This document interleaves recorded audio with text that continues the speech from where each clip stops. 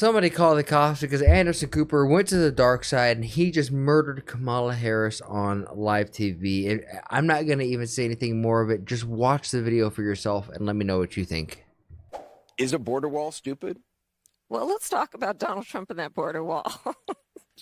So remember, Donald Trump said Mexico would pay for it? Come on, they didn't. How much of that wall did he build? I think the last number I saw was about 2%. And then when it came time for him to do a photo op, you know where he did it? In the part of the wall that President Obama built. But you're agreeing to a bill that would earmark $650 million to continue building that wall. I pledge that I am going to bring forward that bipartisan bill to further strengthen and secure our border. Yes, I am. And I'm going to work across the aisle to pass a comprehensive bill that deals with a broken immigration system. I think Jackson's question, part of it was to acknowledge that America has always had migration, but there needs to be a legal process for it. People have to earn it. And that's the point that I think is the most important point that can be made, which is we need a president who is grounded in common sense and practical outcomes. Like, let's just fix this thing. Let's just fix it.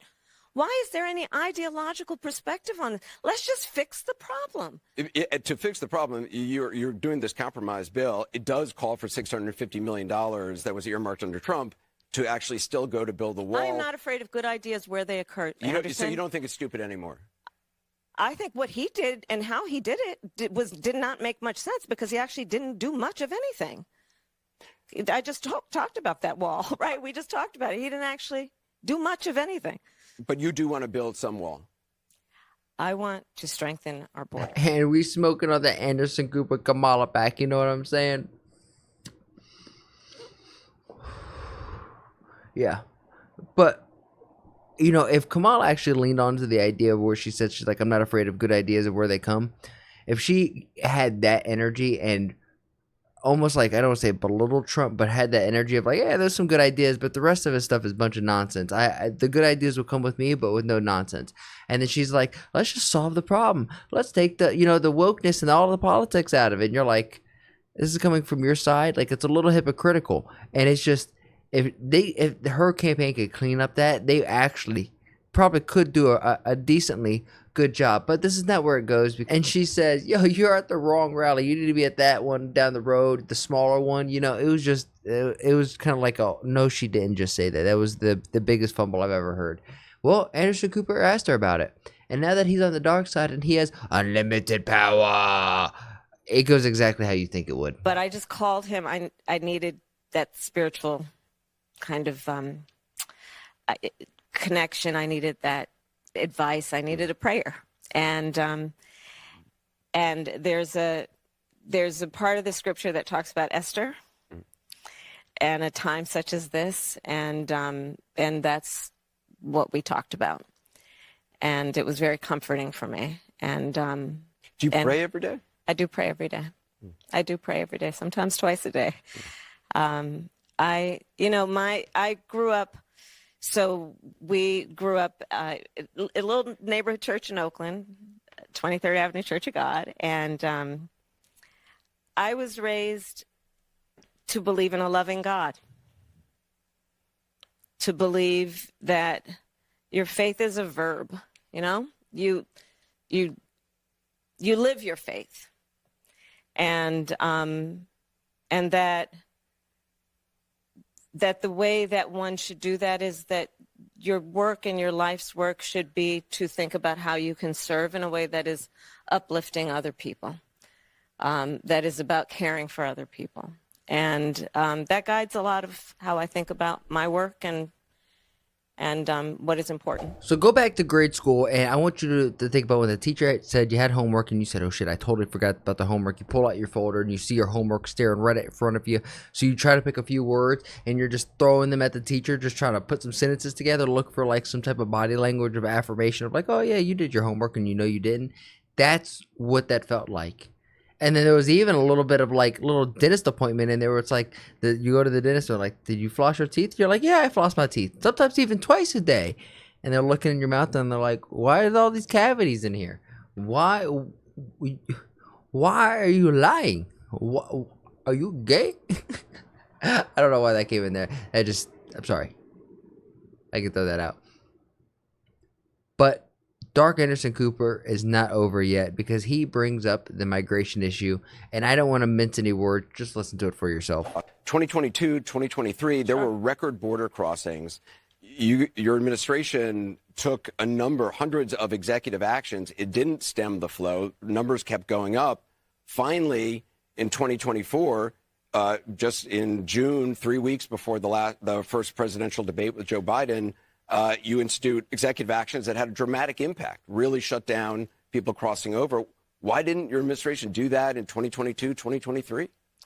First of all, you're exactly right, Anderson. And as of today, we have cut the flow of immigration by over half. In fact, the numbers I saw most recently, illegal immigration But if is it was low. that But hold easy on, with let me that finish. executive action, why not do it in 2022, 2023? Because we were working with Congress and hoping that actually we could have a long-term fix to the problem instead of a short-term fix. You couldn't have done one and both at the same time? Well, here's the thing. We have to understand that ultimately this problem is going to be fixed through congressional action. Damn, if that's not damn, hey, why didn't you do it now? You can't do a short-term fix and a long-term fix and kind of work at that at the same time. Like, that's just a beautifully asked question, and it's just the rebuttal. If you just sit back and listen to the words, and I'm trying just not to be so judgmental, even though I'm definitely voting for Trump, I'm trying not just to rain down the hammer on Kamala, because at the end of the day, whether you like her or not, she is an American, and we got to treat her like she's a part of the community. And once Trump hopefully does win, we can all look across the table, smile, laugh, and kind of move past this. However, it's very hard because the left keeps talking about how the right is so divisive and how they're fascist and how they're going to weaponize the media to go after their political opponents. But would you listen to this? So yesterday we learned that Donald Trump's former chief of staff, John Kelly, a retired four-star general, confirmed that while Donald Trump was president, he said he wanted generals like Adolf Hitler had. Donald Trump said that because he does not want a military that is loyal to the United States Constitution. He wants a military that is loyal to him.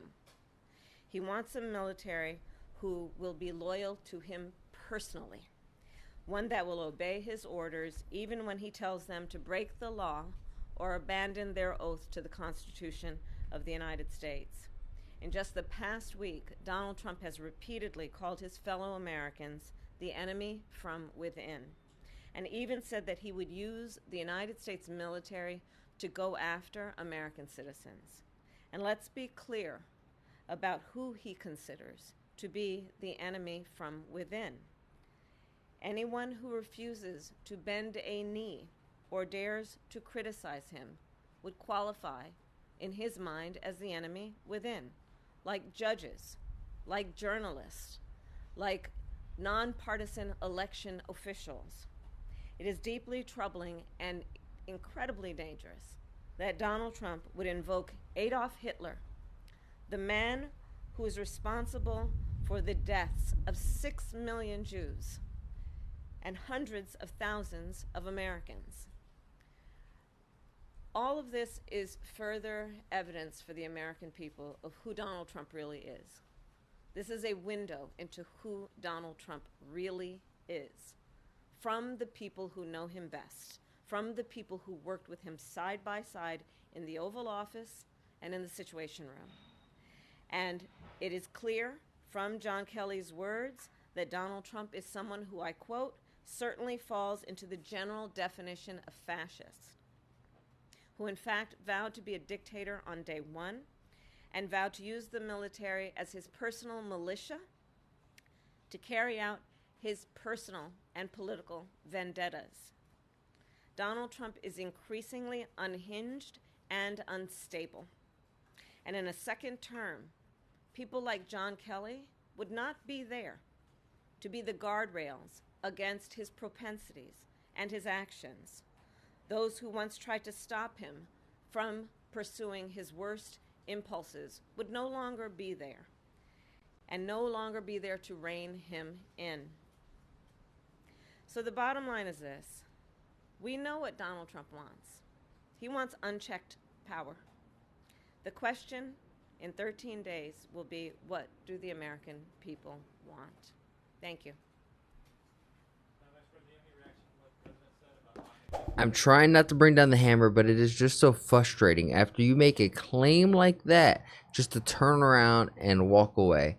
It to me, it just as somebody looking at this objectively as I can, there was a recent like 20 million donation worth of like crypto and some other stuff toward the Kamala campaign, and it's so close to the end. Like, why are you donating 20 million dollars worth of crypto and just straight cash? Like, why are you getting that so close to the end of the election? And all of a sudden now we're just seeing this crazy increased rhetoric of Trump is Hitler, he's a fascist, all of the stuff, and it just seems like a complete weaponization of media towards this guy. And if you've been on my channel once, you've been on my channel 100 times, you've heard me say it. The left is projecting, and they are everything that they are claiming the right to be. It seems like as I was growing up that the right seemed to be big pharma, military industrial complex, and not about the individual. And right now it's completely flipped. The left has been taken over by big pharma, the military industrial complex, corporate elitists, the George Soroses of the world.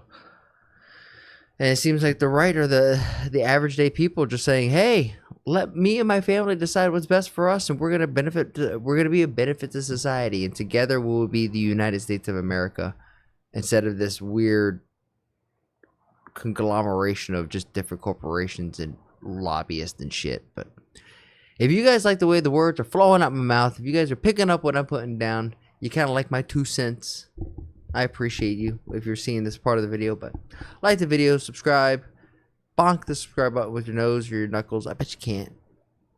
I'll be really proud of you if you do. You get a gold star if you do. But it's Call of Duty season. It's like Call of Duty Black Ops 6 Eve. If you're a nerd, if you're a gamer, kind of like I am, I don't know if you can tell if I'm a nerd with all the shit in the background. Understand that I'm going to be a complete degenerate this weekend. So join me over on Twitch. Twitch.tv/ActuallyElrod. Am I a cracked out kid? Nah, I'm a cracked out old man. And with that said, I'll catch you guys there. Peace.